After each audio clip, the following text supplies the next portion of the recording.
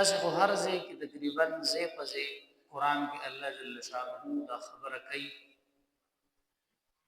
چې په دې کائنات قسم کې د الله جل شانه په اختیار سره کې زموږ د کېدم او دغه د کلمې لومړنی جزء دی لا اله الا الله.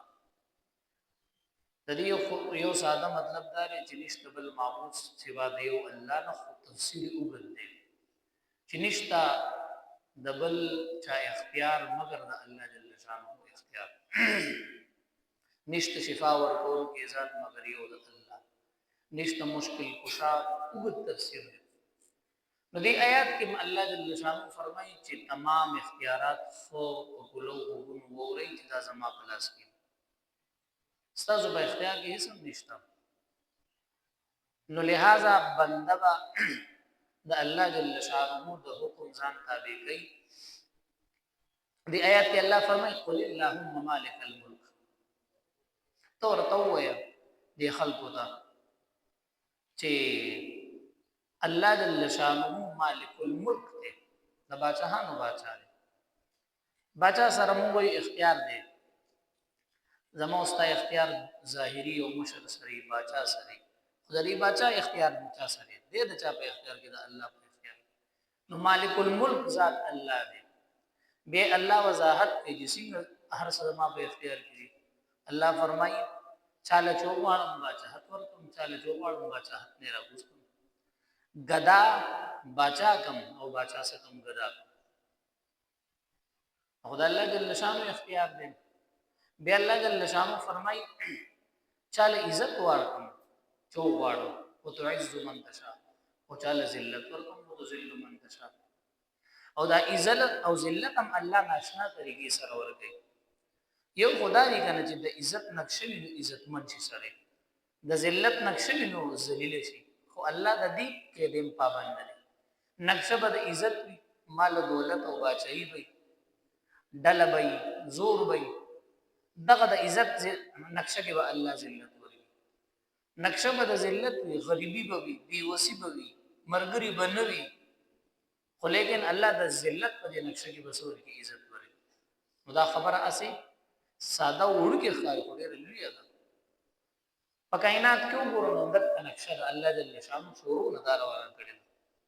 نو تمام اختیارات الله جل شانه سره دي. عزت او ذلت هم د الله جل شانه په لاس کې دي. د الله مختلف صفات دي. قران شریف تاسو لو ان په یو طرف باندې د الله نومونه لیکلي اسماء الحسنا، او بل طرف ته د حضور علیه السلام. نو په دغه صفتی نومونو کې دو صفتی نمونه سم دی المعز المذل. معز مطلب چې عزت ورکون کې ذات هم الله دی، المذل ذلت ورکون کې ذات هم سره الله جل شانه دی. اوس الله خو صفای اعلان کو عزت او ذلت زو ورکوم. زمو په معاشره کې لري کمی د دې لحاظ سره زمو ذهنونو کې دا دي چې عزت او ذلت جوړ زمو لاس کې. نو انسان کډیر ځان نو کی چاله عزت نشور کولی ته سوچ الله نه اوسته، او انسان کډیر ځان ستړي کی او سړی ذلیل کوي. نو دې بزان اس ستړي کی ذلیل کولی نشي. عزت او ذلت الله جل شانه په اختیار کې.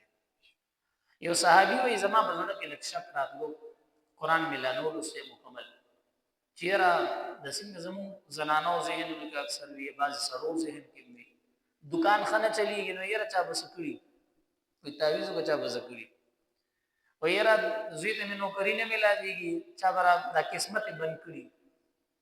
نظام ځین کې دک څه هټه بوي و د قران دی آیت تر مرو رسیدم. قران چې وینو ځان د پوي دا واست د بیمارو علاج کوي. و ان يمسسك الله بضر فلا كاشف له. الله وی کزو د یو تکلیف اراده او کم یو بندتا چې دا برسي ورته دا څوک لري کولې نشي. ډاکټر سره ډاکټران نشي لري نه په پیسو نه په سبانی نه په زور باندې. او الله وی کې یو سیز یو دغه تکلیف زده لري کول غواړم فلا راد د لفظ اسو واپس کولې نشي. نو بس ذهن میں صفا شو چې اسو الله جل شانه بس کې په اختیار کې. نو بنده با اس بي څه دبل بي عزت نه کوي ځکه دا غي څه حاصل نشته، الټا بتا ته نقصان نه ورسي. نن زمو